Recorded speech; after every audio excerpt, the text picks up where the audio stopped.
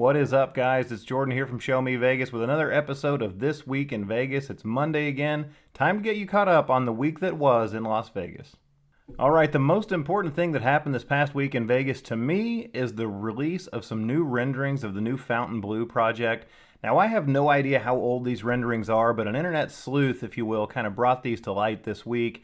They first showed up to me in the Twitter feed from Vital Vegas, and these renderings are absolutely awesome. The renderings are found on the website for the Teneo Hospitality Group. I didn't know who that was, had to do a little bit of research. Apparently that's a company that runs sales, group sales for lots of hotels in the United States, and apparently they're the ones that are going to be running the sales for the convention and meeting space at Fontainebleau, which is really what this hotel is going to be built on.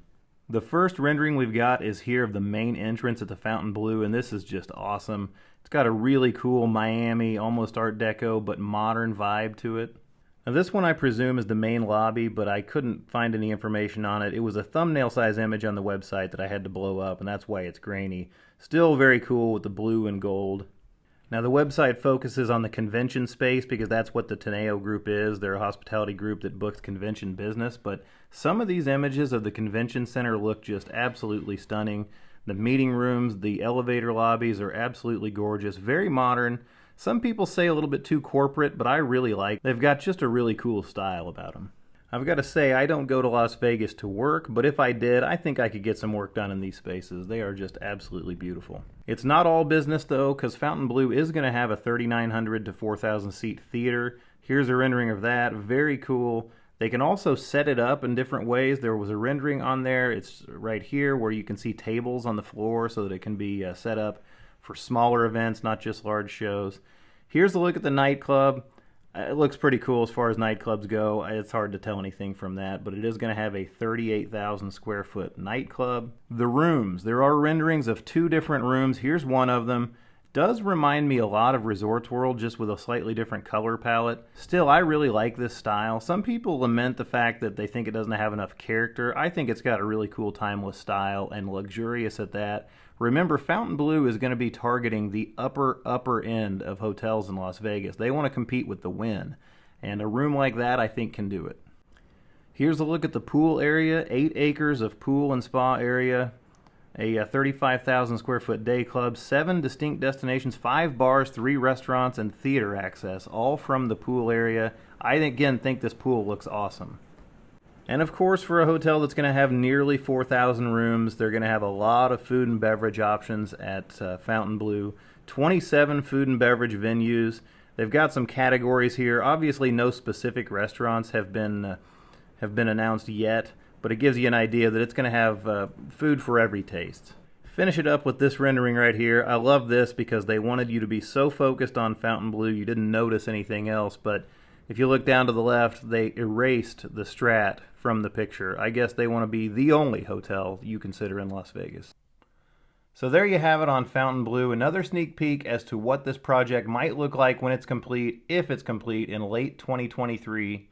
As I've said on this vlog many times in the past, I'm super excited about it, and you can bet we will be there for opening weekend, if and when it does open.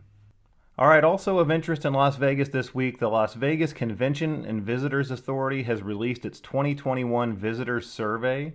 Now this is a study they do every year. They poll more than 3,000 people throughout the year, just average visitors to Las Vegas, so they can get an idea of what tourism looks like in Vegas that year.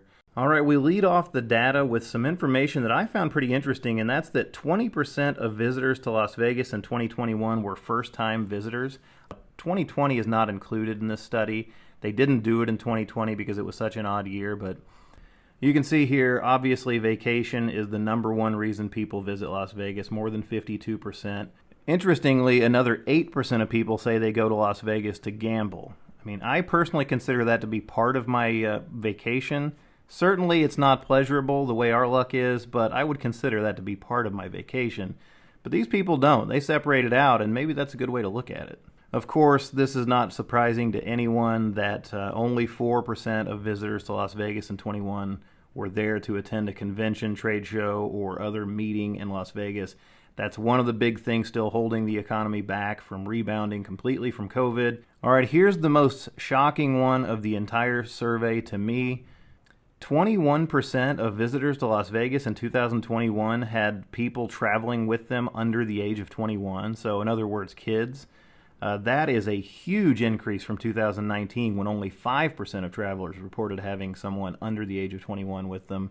So a lot of kids in Las Vegas in 2021. If you thought it seemed that way, you're not crazy. The numbers prove it.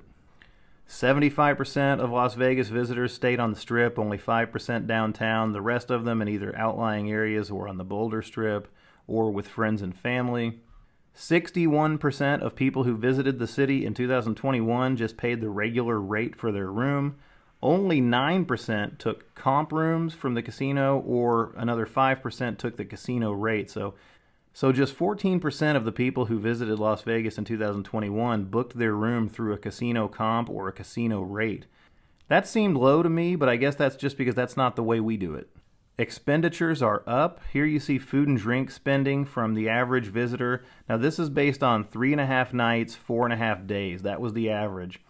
The average visitor who stayed 3.5 nights, 4.5 days spent $465 on food and beverage during their stay. Again, doesn't seem like a ton to me for a 4-day trip, but that is up significantly over prior years. In 2018, in fact, that was only $315. So we've talked a lot on this vlog about gambling being up, but food and beverage spending is up as well. And here's the real number that shows why casinos are raking in so much gambling revenue right now. The gambling budget of the average gambler that came to Las Vegas in 2021 was up significantly. You see down there, 39% of the gamblers surveyed had a gambling budget of $600 or more.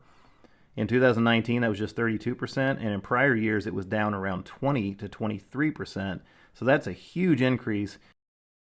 Now, granted, I'm a big nerd when it comes to this sort of thing, but I found the study really interesting. So if you want to check it out, go out there. It's on the LVCVA's website. I'll put the link in the comments below. All right, another thing happening in the news right now that's not necessarily Vegas specific, but would have a huge impact on a lot of us who visit Las Vegas. There's a new bill that has just been introduced in the U.S. House of Representatives that would increase the reporting threshold on slot machine jackpots. Now, if you play slots anywhere, not just Las Vegas, you're probably aware that anytime you hit a slot jackpot in excess of $1,200, they stop the game and they come out and they pay you by hand. And the reason they do that is because they have to come out and take down your information so that they can report that jackpot to the IRS to ensure that you have to pay taxes on it.